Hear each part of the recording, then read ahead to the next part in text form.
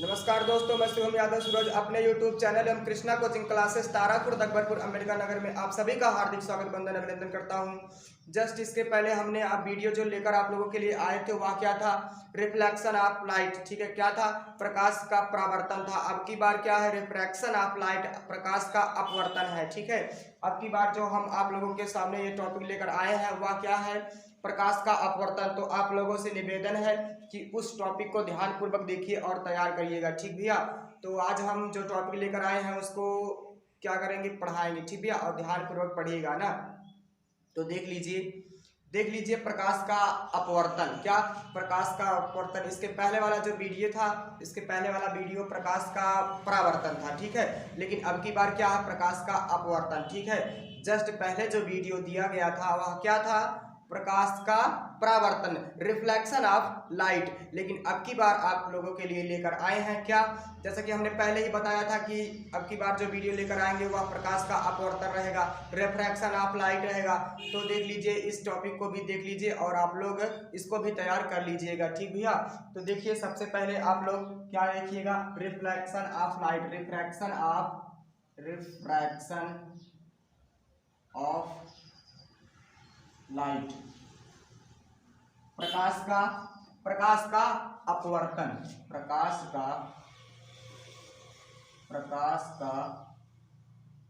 अपवर्तन।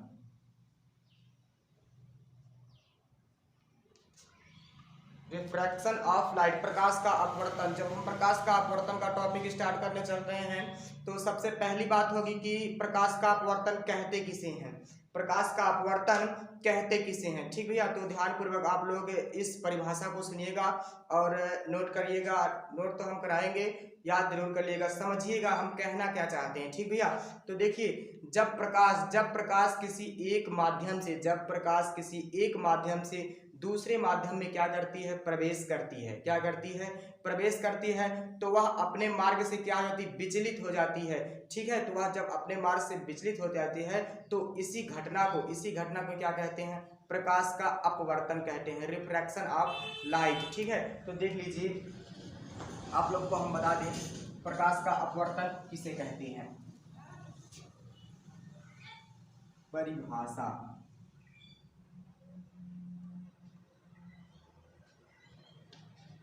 देखिए भैया, जब प्रकाश किसी एक माध्यम से जब प्रकाश किसी एक माध्यम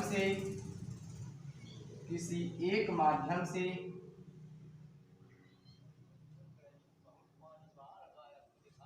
दूसरे माध्यम में प्रवेश करती है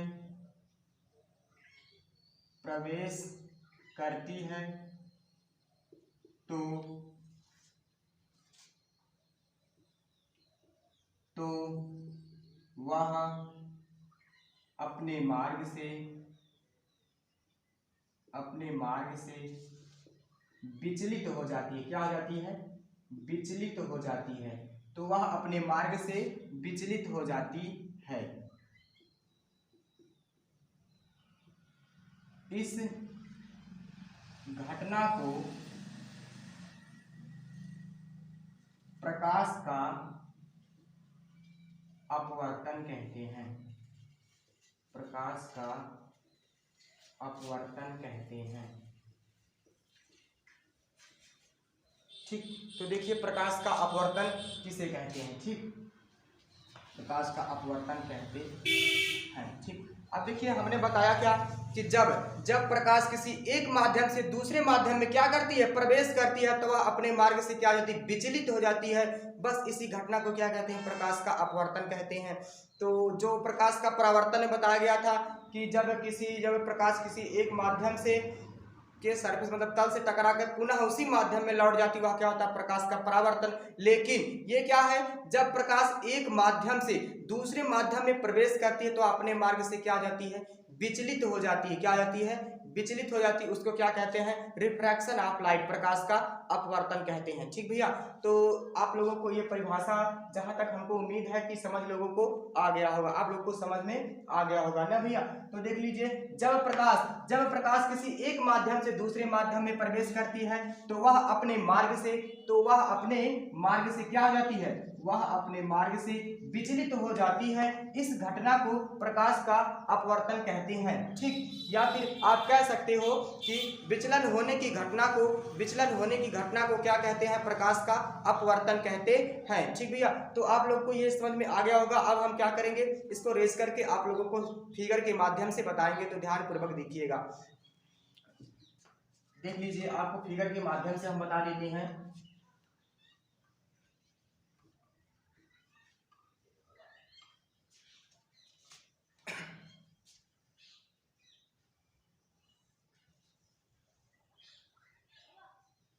देखिए ये क्या है? यह एक पृथककारी तल है। यह क्या है? यह एक पृथककारी तल है। इसको x डैश मान लेते हैं, इसको x मान लेते हैं। यह क्या है? यह एक पृथककारी तल है। अब आप कहोगे ये पृथककारी तल क्या होता है? दो माध्यमों को अलग करने वाला तल क्या कहलाता है? पृथककारी तल कहलाता है। ठीक भैया, अब देखिए ये क्या है? किन्हीं दो माध्यमों को अलग करने का तल जो है वही क्या है? पृथककारी तल है। या फिर किन्हीं दो माध्यमों को पृथक करने वाला जो तल होता है वही क्या है? पृथककारी तल कहलाता है। ठीक भैया, अब देखिए ये क्या है? ये है यम। क्या है? यम। और ये क्या है? यन। ठीक भैया, अब देखिए ये क्या है? आपतित किरण आती है तो वह एक माध्यम से आती है, लेकिन जब वह दूसरे माध्यम में प्रवेश करती है तो क्या करती है? वह अपने मार्ग से विचलित हो जाती है। जबकि इसको जाना कैसे था? इस तरफ जाना चाहिए था, लेकिन वह अपने मार्ग से क्या हुई? विचलित हो जाती है। ठीक है, तो यहाँ पर देखिए यह कौन सा? एक कांच का माध्यम, इसको बोलते हैं कांच। ये क्या है? कांच है। यह क्या है? कांच है। और यह क्या है? वायु। इसको बोलेंगे सरल माध्यम या विरल माध्यम बोल सकते हैं। सरल माध्यम या आप विरल माध्यम इसको बोल सकते हैं। क्या बोल सकते हैं?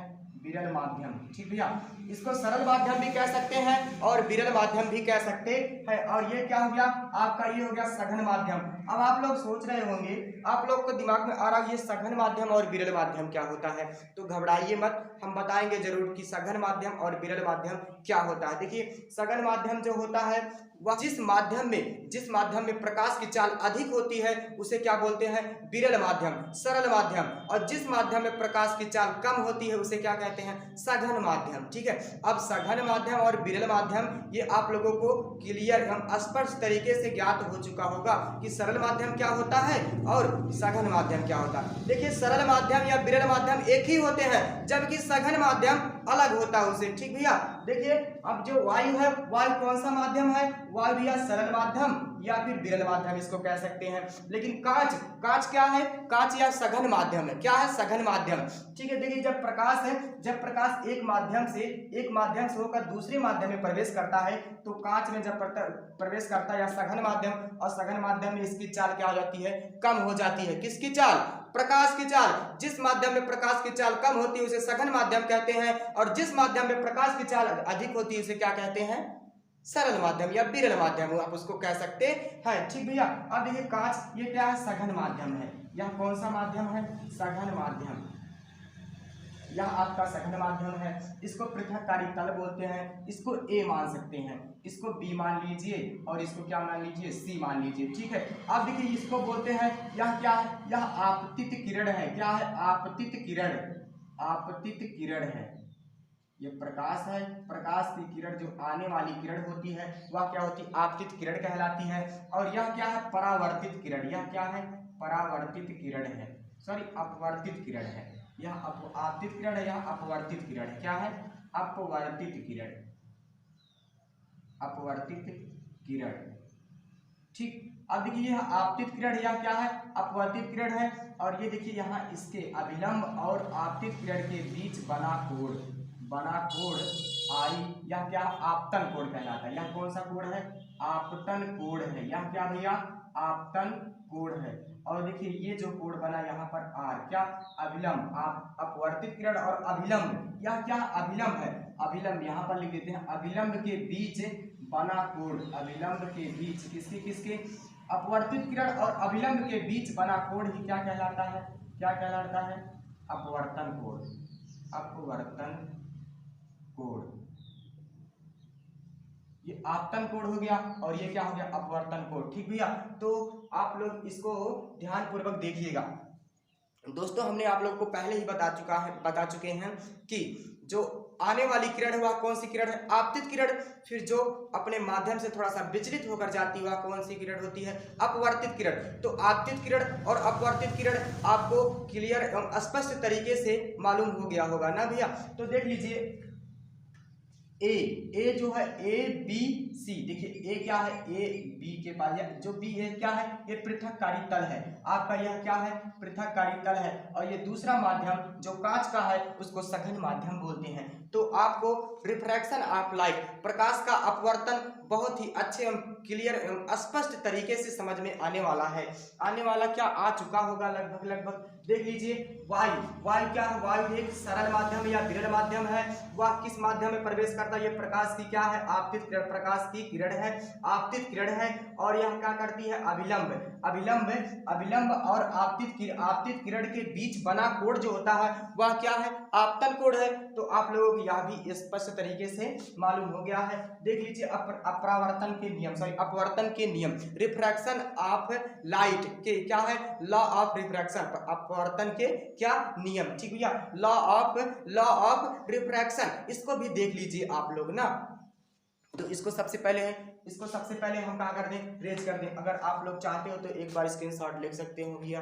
ठीक है, अब इसको क्या कर देते हैं, रेज कर देते हैं ना भैया। देख लीजिए अब आप लोगों को क्लियर तरीके से समझ आ ही गया होगा।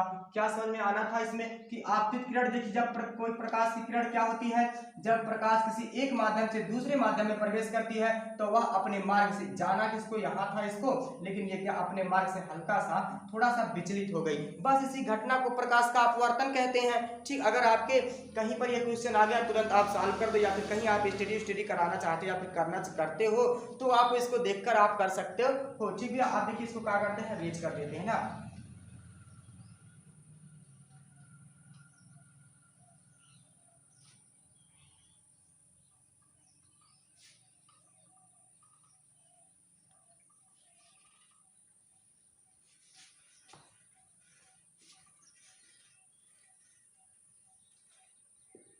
ऑफ रिफ्रैक्शन, अपवर्तन के नियम, अपवर्तन के नियम। अब देख लीजिए अपवर्तन का नियम क्या है, अपवर्तन का नियम क्या है, पहला नियम क्या है अपवर्तन का, देख लीजिए पहला नियम अपवर्तन का यही है कि आपतित किरण, अपवर्तित किरण, आपतित किरण, अपवर्तित किरण तथा अभिलंब आपतन बिंदु पर स्थित अभिलंब तीनों एक ही तल पर क्या होते हैं, स्थित होते हैं। ये तो एकदम राइट हो गया। ठीक है, देख लीजिए पहला क्या है, आपतित किरण, अपवर्तित किरण तथा आपतन बिंदु पर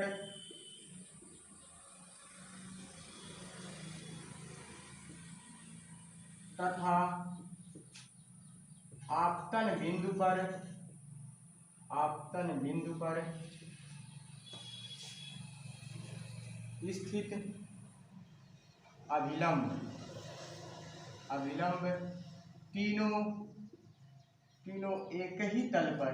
तीनों एक ही तल पर स्थित होते हैं, क्या होते हैं, स्थित होते हैं। ठीक है, देखिए आपतित किरण, अपवर्तित किरण तथा आपतन बिंदु पर स्थित अभिलंब तीनों एक ही तल पर स्थित होते हैं। यह क्या है, अपवर्तन का प्रथम नियम है। ठीक है, अब दूसरा नियम देख लीजिए, अपवर्तन का दूसरा नियम, अपवर्तन के दूसरे नियम को ही स्नेल का नियम कहते हैं। क्या कहते हैं, स्नेल का नियम कहते हैं। ठीक है, आपतन कोण साइन आई की जा, अपवर्तन कोण साइन, अपवर्तन कोण साइन आर की जा के अनुपात